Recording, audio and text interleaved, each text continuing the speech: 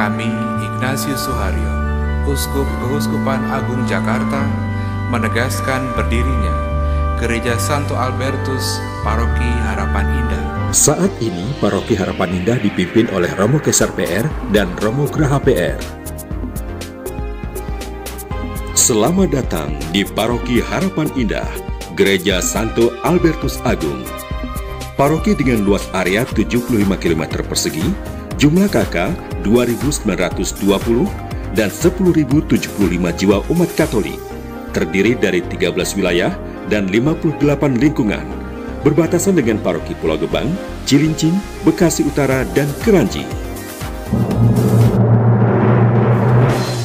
Bermula dari kerinduan umat Katolik Perumahan Harapan Indah dan sekitarnya ingin merayakan Ekaristi.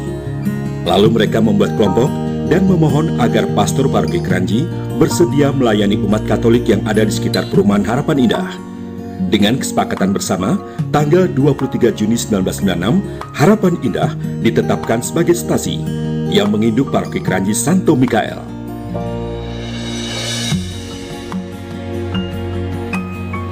Sejak saat itu, umat stasi merayakan misa berpindah-pindah dari rumah umat ke umat yang lain, sesuai jadwal yang disepakati.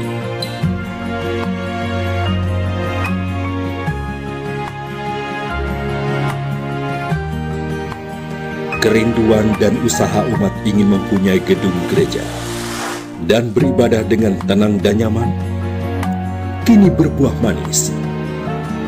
Gedung gereja telah berdiri dan diberkati tanggal 26 Juni 2011 oleh Uskup Suharyo.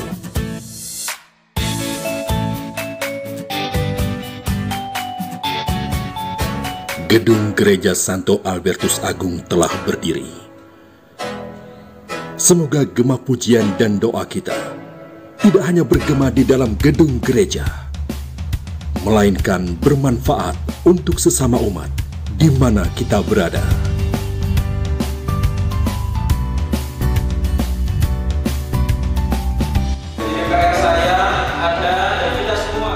Membangun gedung pastoran untuk tempat tinggal para romo dan ruang kerjanya menjadi tanggung jawab bersama membangun sarana pelayanan umat di kompleks gereja agar mempermudah para romo melayani umat.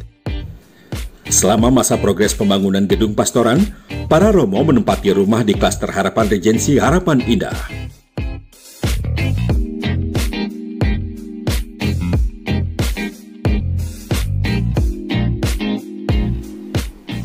Gedung pastoran yang telah diberkati oleh Bapak Uskup Suharyo mempunyai beberapa ornamen.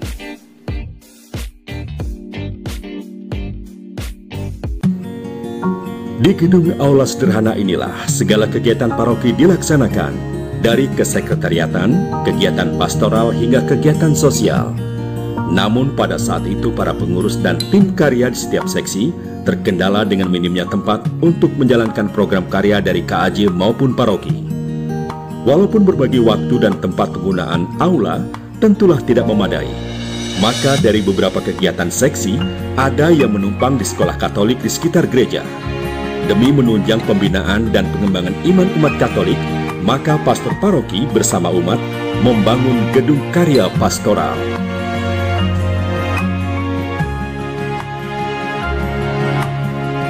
Saya juga ingin berharap pembangunan gedung pelayanan pastoral mengharapkan keterlibatan banyak umat.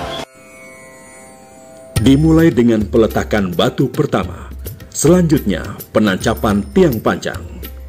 Pembangunan gedung karya pastoral terus berlanjut. Umat pun berusaha menggalang dana dengan segala upaya demi terselesaikannya gedung karya pastoral, tempat di mana segala aktivitas paroki terpusat. Dengan diresmikannya GKP oleh Bapak Uskup Suharyo, dinamika pelayanan umat paroki makin terasa, karena kendala yang dulu jadi halangan, kini telah teratasi. Segala pencapaian yang kami perjuangkan, kini telah kami raih, melalui jerih payah bersama. Tugas kami belumlah usai. Kami akan terus merawat dan meningkatkan rasa persaudaraan dalam melayani. Selamat memperingati peringatan Santo Albertus, Tuhan memberkati. Beberapa ornamen di gedung pastoral. Jejak kaki atau footprint, yaitu simbol mencerminkan kesiapsediaan dan keterbukaan umat pada tuntunan gembalanya di dunia. Sedangkan jejak kaki Bapak Uskup menggambarkan simbol arah dasar Keuskupan Agung Jakarta yang menuntun umat menuju pada Allah Bapa. Gambar kaca patri di dinding ini menggambarkan relasi yang baik antara umat dan gembala, tercermin dari kawanan domba yang mengikuti sang gembala ke padang rumput hijau. Artinya, mereka siap sedia, terbuka untuk ditolong dan dilindungi. Itulah relasi kita dengan Kristus, Sang Gembala Agung. Patung Santo Albertus Agung, dialah santo pelindung gereja, mengajak setiap umat untuk mengikuti Sang Gembala lewat ungkapan buku yang dipegangnya. Semakin besar dan lebih gigih kepercayaan dirimu pada Allah, engkau akan menerima dengan berlimpah semua yang kamu minta. On Union with God. Di pastoran juga ada sebuah kapel untuk berdoa bagi para romo, mengorbankan misa secara pribadi, dan untuk keperluan lainnya sesuai kebutuhan. Tepat di belakang gereja ada Gua Maria. Bagi umat dipersilahkan berdoa di sini bersama Bunda Maria dengan suasana yang nyaman. Di paroki kami ada ruang adorasi, di mana umat dapat melakukan meditasi, berdoa untuk mendekatkan diri kepada Tuhan secara pribadi dan lebih intensif. Dengan panji sukacita dan diiringi para gembala memasuki gereja, makin terasa rasa syukur dilantunkan kepada Tuhan. Dahulu kami susah sekali ingin berkumpul di dalam gereja untuk memuji dan menyembah Yesus Juru Selamat. Namun kini kami menjadi berkat di sekeliling kami. Paroki Harapan Indah, kabarkan sukacita menjadi terang Kristus. Bapak, Ibu, Saudara-saudari terkasih, selamat malam, selamat datang di Paroki Harapan Indah. Kita berjumpa kembali di penghujung waktu sebelum kita beristirahat. Kita hendak melakukan ibadah kompletorium sebagai penutup seluruh hari yang telah kita lewati. Ibadat ini disebut sebagai penutup karena dalam tradisi gereja ada serangkaian ibadat yang sudah dimulai sejak pagi tadi. Biasa disebut laudes, siang hari disebut juga sebagai hora media, sore hari disebut sebagai vesper, dan terakhir malam hari ini disebut sebagai kompletorium atau ibadat penutup. Ibadat kompletorium sebagai puncak penutup hari dapat kita maknai sebagai refleksi atas seluruh karya yang telah kita lakukan selama sehari ini dan menyerahkan kembali hidup kita pada Sang Pemberi hidup. Oleh karena itu, dalam ibadat kompletorium ini kita akan memeriksa batin sebagai langkah refleksi diri atas karya kita hari ini, seraya memohon ampun dan mengakui atas kerapuhan dan dosa dalam kesempatan tobat yang kita lakukan dalam ibadat ini. Dan marilah pada malam ini juga kita menyerahkan diri kita secara total, seluruh rencana kita, harapan kita, bahkan ketakutan atau kekhawatiran kita ke dalam tangan Tuhan pencipta kita. Lagu "Ke dalam tangan-Mu kuserahkan diriku, ya Tuhan penyelamatku", itu adalah sebagai ungkapan penyerahan diri kita secara total kepada Sang Pemberi hidup. Penyerahan diri secara total tidak hanya menyangkut hal jasmania dalam diri kita saja, melainkan juga roh kita. Allah menghembuskan roh kehidupan kepada kita saat penciptaan. Kini kita serahkan roh itu dalam penjagaannya pada malam ini, sebagaimana Kristus mengatakan hal yang sama. Ya Bapa, ke dalam tangan-Mu kuserahkan nyawaku. Maka sekarang kita siapkan hati kita untuk memulai ibadat kompletorium kita.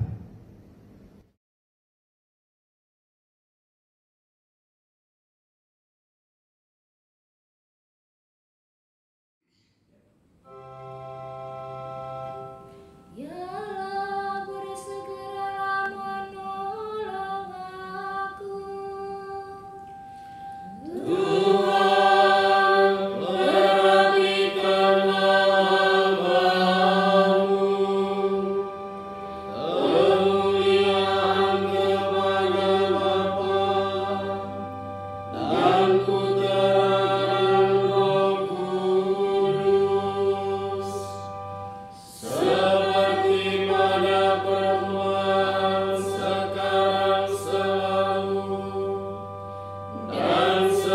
sepanjang segala abad.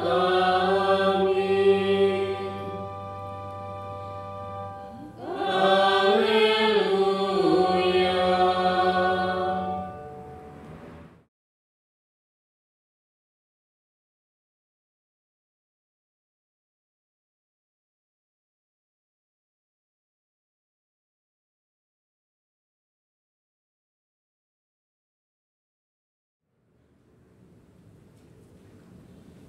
Tuhan Yesus Kristus, Engkau diutus menyembuhkan orang yang remuk redam. Tuhan, kasihanilah kami. Tuhan, kasihanilah kami. Engkau datang memanggil orang yang berdosa. Kristus, kasihanilah kami. Kristus, kasihanilah kami. Engkau duduk di sisi Bapa sebagai pengantara kami. Tuhan, kasihanilah kami. Tuhan, kasihanilah kami. Semoga Allah yang Maha Kuasa mengasihani kita, mengampuni dosa kita, dan mengantar kita ke hidup yang kekal. Amin.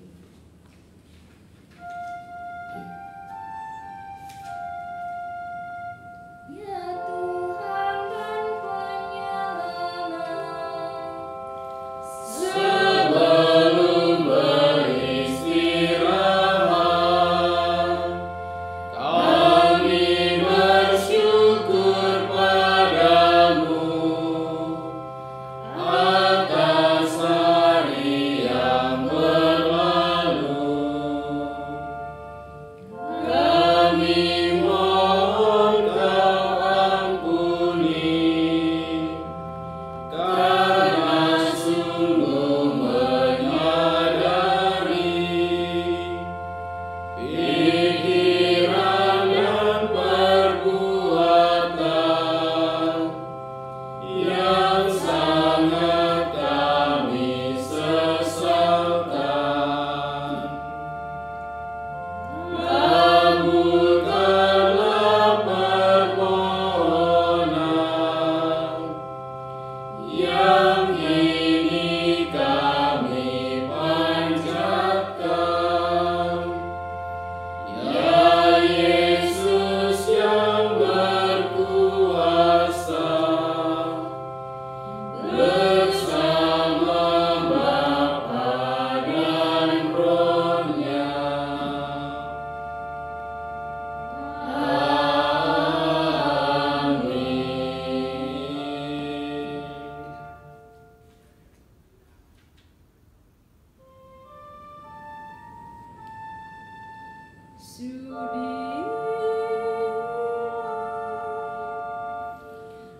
Engkau menjadi gunung pengungsianku dan benteng pertahananku yang kuat. Kepadamu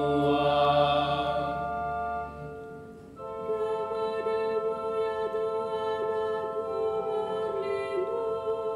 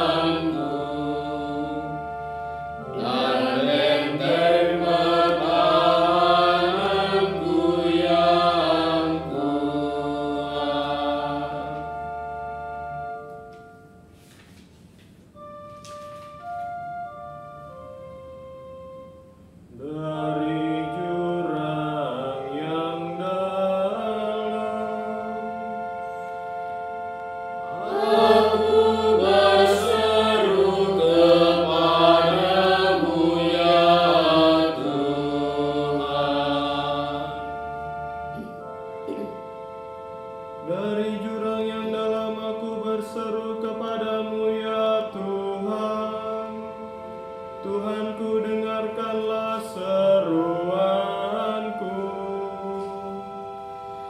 Hendaknya telingamu menaruh perhatian kepada jeritan doaku. Jika engkau menghitung-hitung kesalahannya, Tuhan, siapakah dapat bertahan?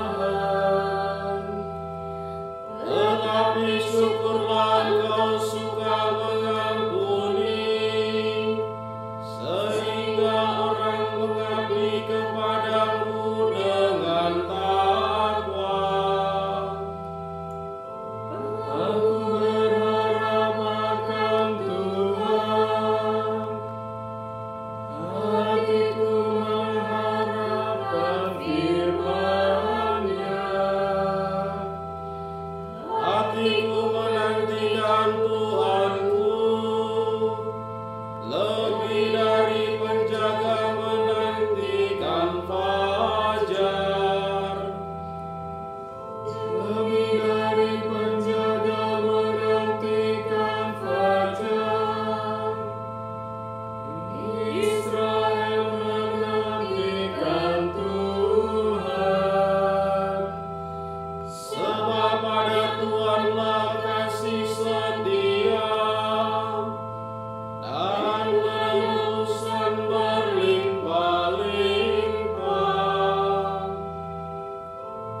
Tuhanlah yang akan membebaskan Israel dari segala kesalahannya. Kemuliaan kepada Bapa dan Putera dan Roh Kudus, seperti pada permulaan, sekarang, selalu, dan sepanjang segala abad. Amin. Dari jurang yang dalam, aku berseru kepadamu, ya Tuhan.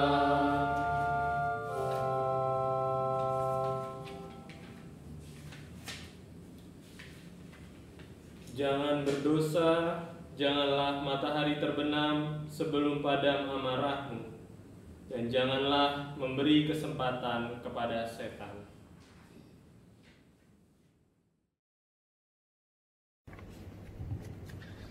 Saudara-saudari terkasih, Rasul Paulus dalam bacaan singkat mengajak kita untuk memadamkan amarah kita, bahkan sebelum matahari terbenam. Kalau mengikuti nasihatnya, tentulah malam ini kita sudah berdamai dengan siapapun. Amarah dan dendam menjadi pintu masuk bagi iblis yang akan menyeret kita pada dosa. Maka tutuplah pintu amarah sesegera mungkin. Saking pentingnya hal ini sampai Rasul Paulus memberi kiasan, jangan sampai matahari terbenam sebelum padam amarah kita. Seolah-olah matahari pun dilarang terbenam, menunggu amarah kita mereda. Padahal matahari pasti terbenam pada waktunya, dan seharusnya kitalah yang menyesuaikan, bukan mataharinya. Rasul Paulus seolah-olah membuat pekerjaan Allah yang besar, menerbitkan atau membenamkan matahari untuk kepentingan alam semesta, harus dipending menunggu urusan pribadi kita soal amarah dalam diri. Wah, betapa soal amarah jadi penting di mata Allah menurut Paulus. Konteks Rasul Paulus menasihatkan hal ini adalah sebagai dorongan kepada kita yang adalah muridnya, yang sudah dibaptis dan mengenal ajarannya, untuk menjadi manusia baru. Ia menggambarkan manusia baru, yaitu orang-orang yang sudah mengenal Kristus, bukan saja selesai lewat baptisan, tetapi harus mengubah sikap dan perbuatannya menyesuaikan ajaran Kristus. Jika ada manusia baru, manusia lama itu seperti apa? Manusia lama adalah di mana orang belum mengenal Kristus dan ajarannya, sehingga perbuatannya dipenuhi kebiasaan dosa.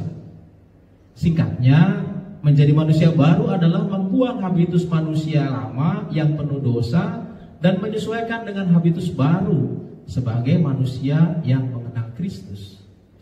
Jadi jangan sampai casingnya manusia baru sudah dibaptis dan mengenal Kristus, malah kelakuannya seperti manusia lama penuh dengan kebiasaan dosa. Ibaratnya seperti kita melihat kaleng biskuit di meja makan, sudah seneng dan mau kita makan, pas dibuka malah isinya rengginang. Ya, kecewa deh. Nah, bayangkan kalau Tuhan Yesus seperti itu, yang sudah gembira melihat kita dibaptis, tapi betapa kecewa melihat perbuatan kita masih habitus lama penuh kebiasaan dosa. Atau hal yang lebih jelas menggambarkannya, bayangkan saja ketika kita sudah naik kelas SMA, saat kita masuk sekolah, kita masih pakai pakaian seragam SD dan memiliki habitus seperti anak SD. Tentu hal itu akan mempermalukan diri kita sendiri. Nah, apa hubungannya antara amarah dengan manusia baru? Rasul Paulus dalam kutipan ayat tadi mau mengajak kita untuk menjadi manusia baru. Salah satunya adalah dengan membuang amarah dan dendam, berani memaafkan dengan segera. Itulah habitus baru menjadi manusia baru yang mengenal Kristus. Maka marilah di penghujung hari ini kita buang seluruh amarah dan dendam kita. Kita maafkan orang-orang yang menyakiti hati kita atau bahkan memusuhi kita. Dan seraya juga kita minta maaf jika kita menyakiti hati sesama kita. Sehingga hati kita pun damai dalam istirahat malam ini. Tuhan memberkati kita. Tuhan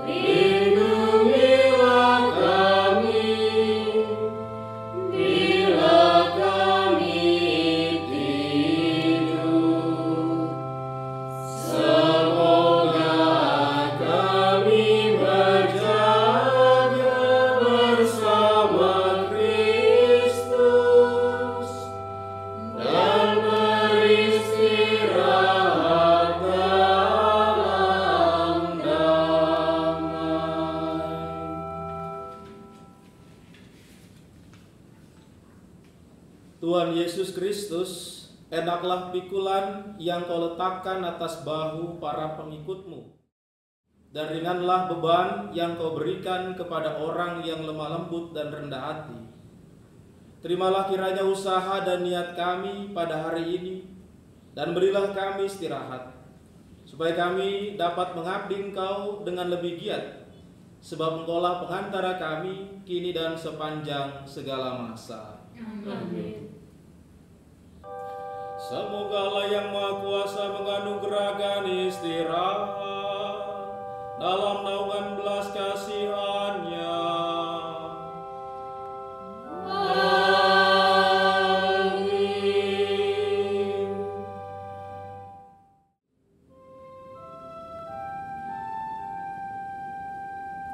Salam